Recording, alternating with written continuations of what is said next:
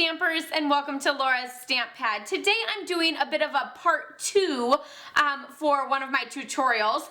I showed you this card already and told you that whenever you die cut out this Whisper White butterfly, that you want to save that for another project, and that other project is this fabulous one here. So today I'm going to show you how I created this gorgeous card. You're probably wondering what I'm talking about with the Whisper White butterfly, because this one is ombre coral and super gorgeous. But I just used my Aqua Painter to color it, and I also added a little bit of Wink of Stella. I'm not so sure that you can see that very well, but oh, there's a little shine. See that? Ooh, love it. Love, love, love it. Okay, so let's get started. One of the first things that we're going to do is bring in a piece of our Whisper White cardstock, and this is that background piece. And I'm going to take my Aqua Painter and some Tip Top Taupe ink. So I'm just going to put some ink of Tip Top Taupe onto one of my clear blocks, because that's how I like to use my my color palette there, rather than using the inside lid, because that just seems to make it kind of messy. So I'm going to take my Aqua Painter, and believe it or not, I'm going to actually squeeze just a little bit, because I want like a decent amount of water to be coming down there. Not enough that it's dripping, but just, you know, get it going. I'm going to then pick up some of this brown, quite a bit of it, and then I'm just going to kind of put my finger out and just tap and hit my finger. And you see those little splatters all over. You can maybe go back and get a little bit more ink. This is kind of one of those techniques that once you get a little bit, just go with it, because if you add too much, then it's going to be a hot mess. And if you try to pinpoint your little sprinkles, it's not going to work, and it's just going to, you know, end up splattering or something else. So you can see it's got those little speckles, and that just adds a little bit of interest to the back of the background of your card.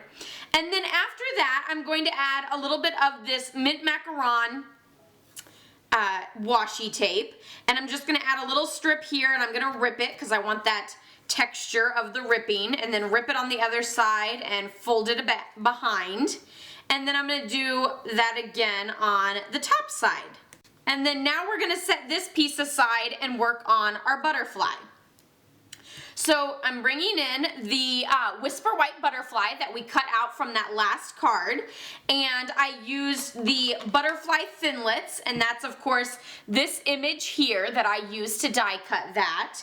And again, I'm going to take my Aqua Painter, and this time I have Watermelon Wonder. So I have my Aqua Painter here, and make sure that you got all the brown off of it, and so you just kind of ran it dry, or ran the color out. So now we're going to pick this up, and I like to get the ombre effect. I like to start in the middle and then work my way out as I start to lose color. So I'm just going to start in the middle and just smushy, smushy, smushy all the way out.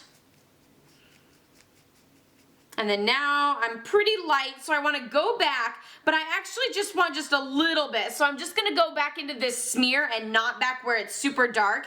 And again, I'm going to actually start in the middle and work my way out, because I know that the first moment I put it down, it's going to be dark. So that's why I kind of want to start in the middle again and then work my way out. And you might have to do that a few times until you get that perfect look. And you're just kind of brushing all over.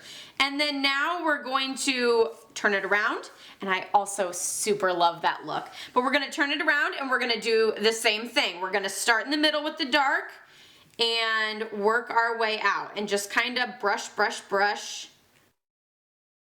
And each one's going to come out different than the next. That's watercoloring for you, so there's really nothing you can do about that unless you're a super professional, which I am not. I just, you know, kind of wing it and hope for the best. So there we have that butterfly. The one side looks a little darker than the other, but that's okay. And then of course this one has a few whiter tips. Maybe I should mark that a little bit more, get a little bit more color to it. just so it doesn't fade into the background of our project. So there we have that gorgeous butterfly. So then I actually, let me pull this out of the way so that we can see better, and I'll bring back in that sample. So then you can see that I just added a greeting from the Greatest Greetings stamp set that was in the Occasions mini catalog, but it is in the new catalog too, so it's not going away, which I'm super excited about. And I use that Sending Smiles because that's just the perfect little greeting for any sort of occasion. You do want to make sure that your butterfly is nice and dry before you go to adhere it onto your card, just because I use mini glue dots, and the mini glue dots kind of become sticky, and the delicateness of the butterfly makes it kind of want to rip, so you definitely don't want it to rip. But we do want to add a little bit of Wink of Stella to it first, and then we can set it aside to dry. So I'm actually going to bring this back in a little bit. And again, with the Wink of Stella, I'm just gonna, I'm not being super precise and making sure every little inch is covered. I'm just kind of swishing over the top of the whole thing. Just like that. Can you see that glimmer? Oh yeah, right there. Love it. So it's just that hint of shine that makes it look so incredibly amazing. So again, we're going to then take some gold metallic thread, and I like to do it around all 4 of my fingers, and I just wrap it around, I would say 10 or 15 times, but I usually don't actually count because I'm either looking at something else or chit-chatting to people. And then we're gonna cut that off. And then what you're going to want to do, I have one end down here and one end up there. And I'm just going to take it with my finger here and pull up this bottom portion and then twist into like a figure 8. And then I'm going to go ahead and put this on here, and hopefully my mini glue dots stick, even though it might be a little wet still. So I'm going to set that on the back of the butterfly. And then we're gonna take our mini glue dots and stick it down. I usually don't like to touch the mini glue dots because it's better if the mini glue dot just goes straight on your project, but this time it looks like I might need to. So we'll just pick it up a little bit, smash it down over all that gold fabulousness. And I just added them down the center of that butterfly. And I did 3 of them. And then now, whoop, I almost added it to the already completed card. And then now we'll just add that butterfly to our card front. And again, you can add your little greeting there. I did that in Tip Top Taupe. And there you have that gorgeous card. So it's great to be able to use all of your pieces. Instead of cutting them out for this card and then tossing it, then you can always create a second card. And I love that. I love piecing the 2 together. Of course, I'll have pictures of both of these on my blog, laurastamppad.com.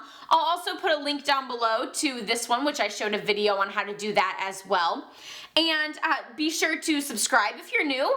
I'd love to see you come back again, of course. I post every Tuesday and Thursday. And be sure to give this video a thumbs up if you liked it. Until next time, happy stamping. Bye-bye.